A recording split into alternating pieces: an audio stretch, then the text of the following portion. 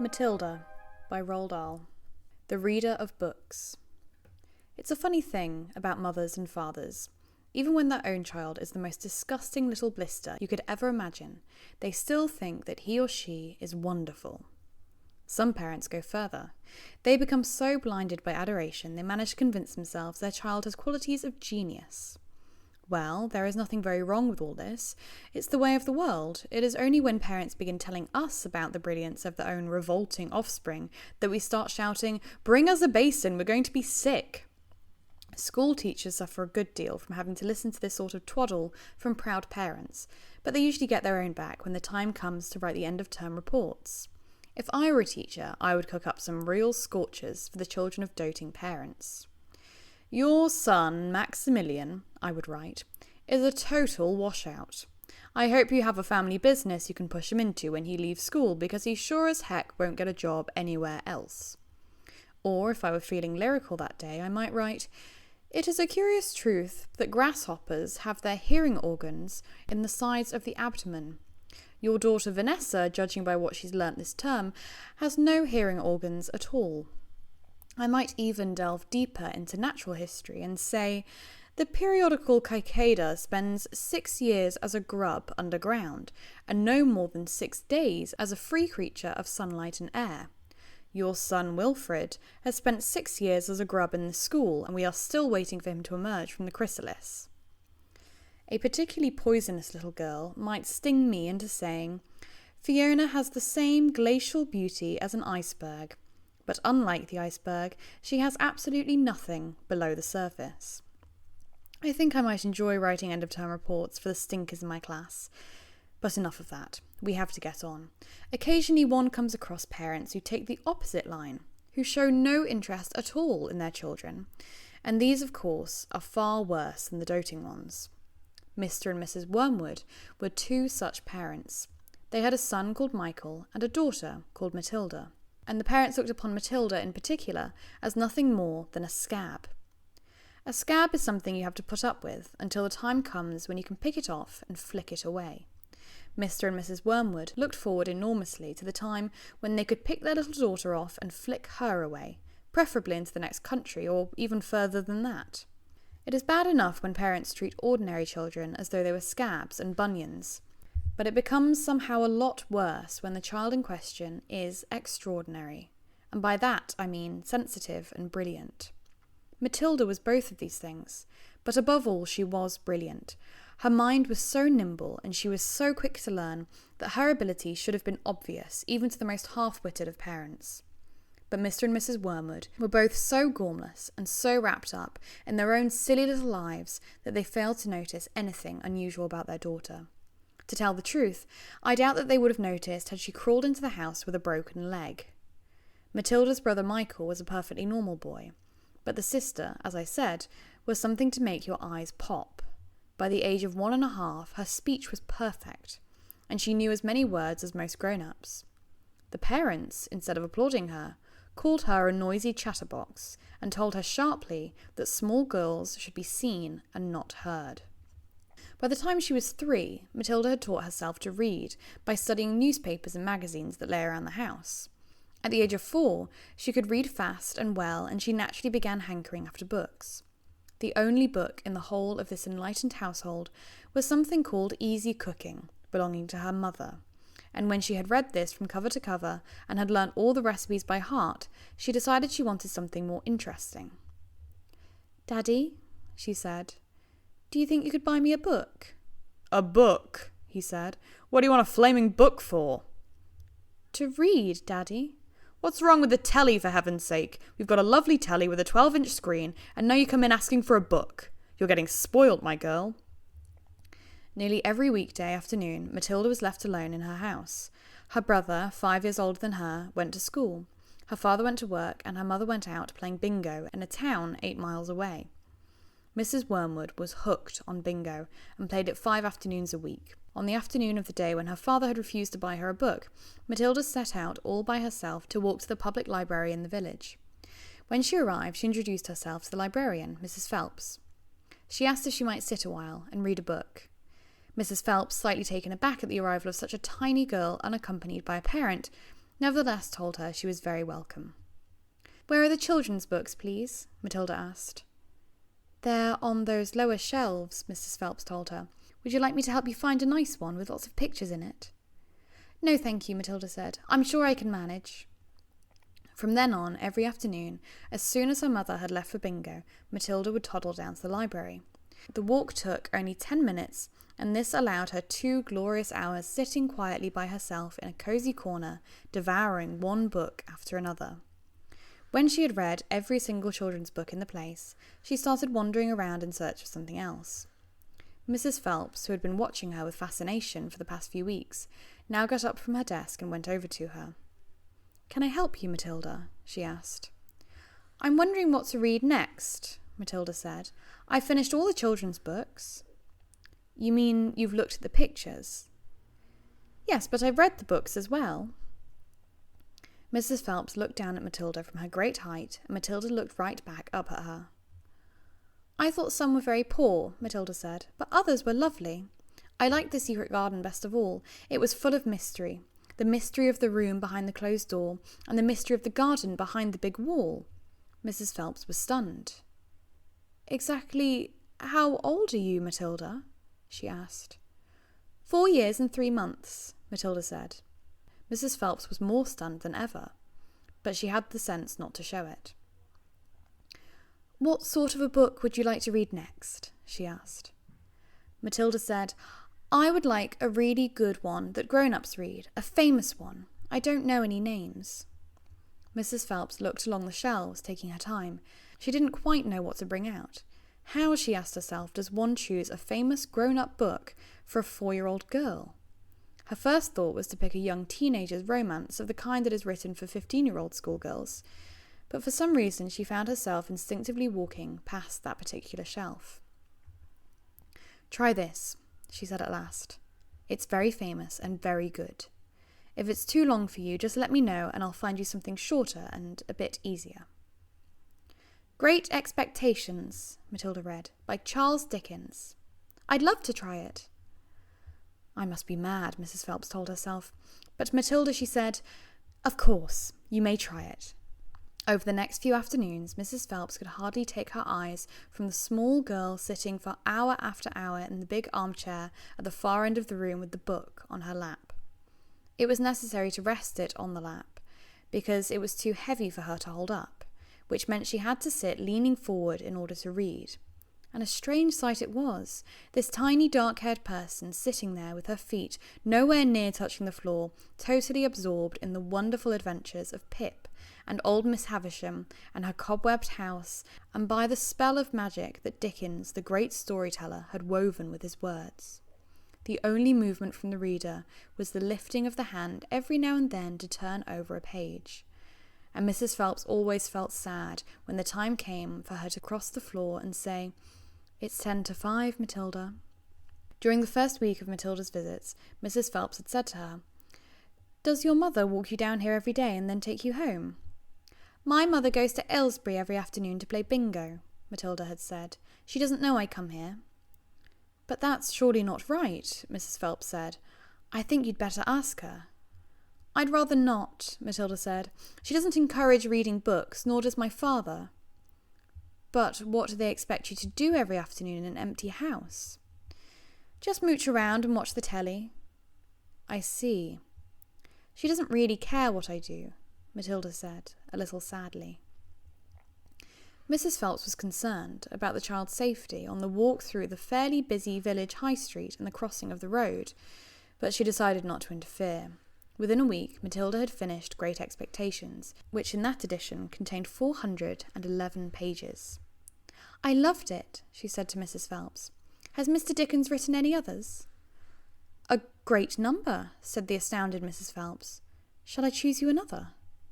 Over the next 6 months, under Mrs. Phelps' watchful and compassionate eye, Matilda read the following books: Nicholas Nickleby by Charles Dickens, Oliver Twist by Charles Dickens, Jane Eyre by Charlotte Bronte, Pride and Prejudice by Jane Austen, Tess of the D'Urbervilles by Thomas Hardy, Gone to Earth by Mary Webb, Kim by Rudyard Kipling, The Invisible Man by H.G. Wells, The Old Man and the Sea by Ernest Hemingway, The Sound and the Fury by William Faulkner, The Grapes of Wrath by John Steinbeck, The Good Companions by J.B. Priestley, Brighton Rock by Graham Greene, and Animal Farm by George Orwell.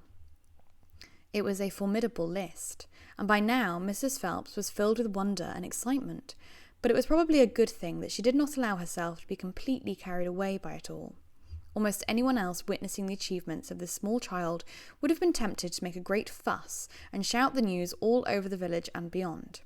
But not so Mrs. Phelps. She was someone who minded her own business, and had long since discovered it was seldom worthwhile to interfere with other people's children. "Mr. Hemingway says a lot of things I don't understand," Matilda said to her, "especially about men and women, but I loved it all the same. The way he tells it, I feel I am right there on the spot watching it all happen." "A fine writer will always make you feel that," Mrs. Phelps said, "and don't worry about the bits you can't understand. Sit back and allow the words to wash around you, like music." I will. "Did you know," Mrs. Phelps said, "that public libraries like this allow you to borrow books and take them home?" "I didn't know that," Matilda said. "Could I do it?" "Of course," Mrs. Phelps said. "When you have chosen the book you want, bring it to me so I can make a note of it, and it's yours for 2 weeks. You can take more than one if you wish." From then on, Matilda would visit the library only once a week in order to take out new books and return the old ones. Her small bedroom now became her reading room, and there she would sit and read most afternoons, often with a mug of hot chocolate beside her. She was not quite tall enough to reach things around the kitchen, but she kept a small box in the outhouse which she brought in and stood on in order to get whatever she wanted. Mostly it was hot chocolate she made, warming the milk in a saucepan on the stove before mixing it. Occasionally she made Bovril or Ovaltine. It was pleasant to take a hot drink up to her room and have it beside her as she sat in her silent room reading in the empty house in the afternoons. The books transported her into new worlds and introduced her to amazing people who lived exciting lives.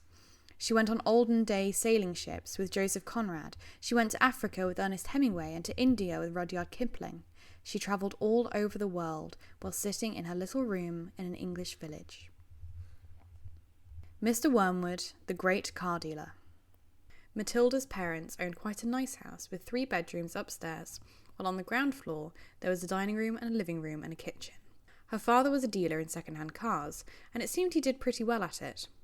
"Sawdust," he would say proudly, "is one of the great secrets of my success. Costs me nothing. I get it free from the sawmill." "What do you use it for?" Matilda asked him. "Ha," the father said. "Wouldn't you like to know?" "I don't see how sawdust can help you to sell second-hand cars, Daddy." "That's because you're an ignorant little twit," the father said. His speech was never very delicate, but Matilda was used to it. She also knew that he liked to boast, and she would egg him on shamelessly. "You must be very clever to find a use for something that costs nothing," she said. "I wish I could do it." "You couldn't," the father said. "You're too stupid. But I don't mind telling young Mike here about it, seeing he'll be joining me in the business one day." Ignoring Matilda, he turned to his son and said, "I'm always glad to buy a car when some fool has been crashing the gears so badly they're all worn out and rattle like mad. I get it cheap. Then, all I do is mix a lot of sawdust with the oil in the gearbox, and it runs as sweet as a nut." "How long will it run like that before it starts rattling again?" Matilda asked him. "Long enough for the buyer to get a good distance away," the father said, grinning. "About 100 miles. "But that's dishonest, Daddy," Matilda said. "It's cheating."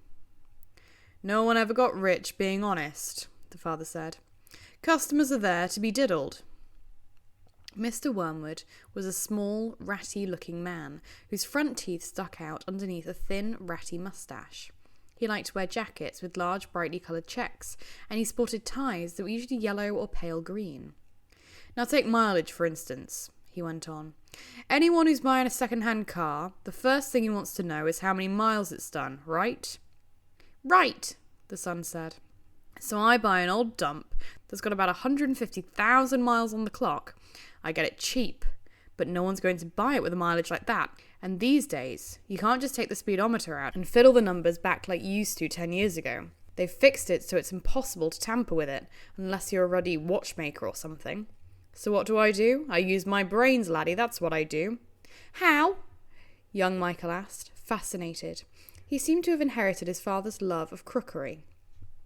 I sit down and say to myself, how can I convert a mileage reading of 150,000 into only 10,000 without taking the speedometer to pieces? Well, if I were to run the car backwards for long enough, then obviously that would do it. The numbers would click backwards, wouldn't they? But who's going to drive a flaming car in reverse for thousands and thousands of miles? You couldn't do it. Of course you couldn't, young Michael said. So I scratch my head, the father said. I use my brains. When you've been given a fine brain like I have, you've got to use it. And all of a sudden, the answer hits me. I tell you, I felt exactly like that other brilliant fellow must have felt when he discovered penicillin. Eureka, I cried. I've got it. What did you do, Dad? The son asked him.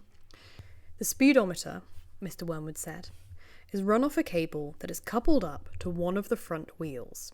So, first I disconnect the cable where it joins the front wheel. Next, I get one of those high-speed electric drills and I couple that up to the end of the cable in such a way that when the drill turns, it turns the cable backwards. You got me so far? You following me? Yes, Daddy, young Michael said. These drills run at a tremendous speed, the father said.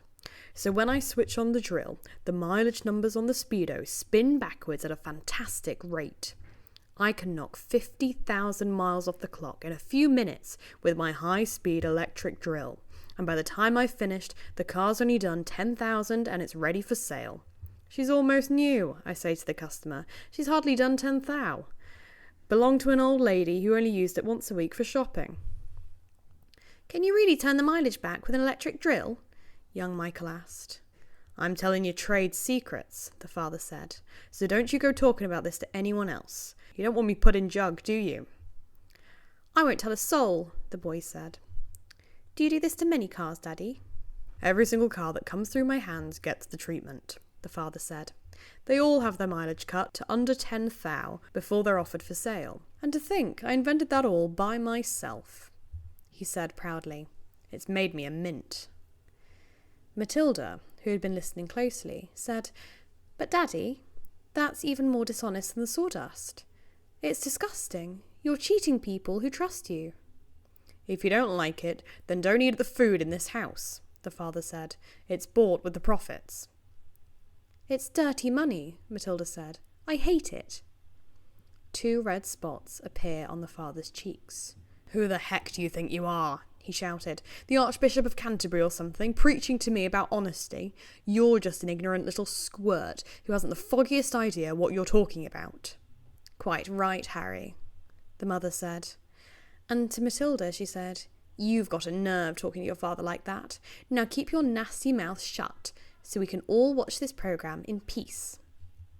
They were in the living room, eating their suppers on their knees in front of the telly. The suppers were TV dinners, in floppy aluminium containers with separate compartments for the stewed meat, the boiled potatoes and the peas.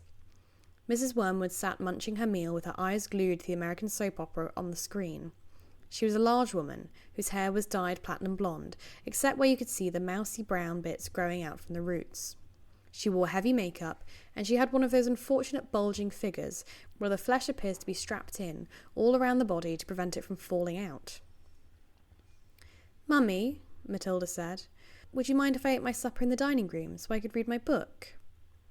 The father glanced up sharply. I would mind, he snapped. Supper is a family gathering, and no one leaves the table till it's all over. But we're not at the table, Matilda said. We never are. We're always eating off our knees and watching the telly. What's wrong with watching telly, may I ask? The father said. His voice had suddenly become dangerous. Matilda didn't trust herself to answer him, so she kept quiet. She could feel the anger boiling up inside her. She knew it was wrong to hate her parents like this, but she was finding it very hard not to do so. All the reading she had done had given her a view of life that they had never seen. If only they would read Little Dickens or Kipling, they would soon discover that there was more to life than cheating people and watching television. Another thing. She resented being told constantly that she was ignorant and stupid, when she knew she wasn't. The anger inside her went on boiling and boiling. and as she lay in bed that night she made a decision. She decided that every time her father or her mother were beastly to her, she would get her own back in some way or another. A small victory or two would help her to tolerate their idiocies and would stop her from going crazy. You must remember that she was still hardly 5 years old, and it is not easy for somebody as small as that to score points against an all-powerful grown-up. Even so, she was determined to have a go. Her father, after what had happened in front of the telly that evening, was first on her list.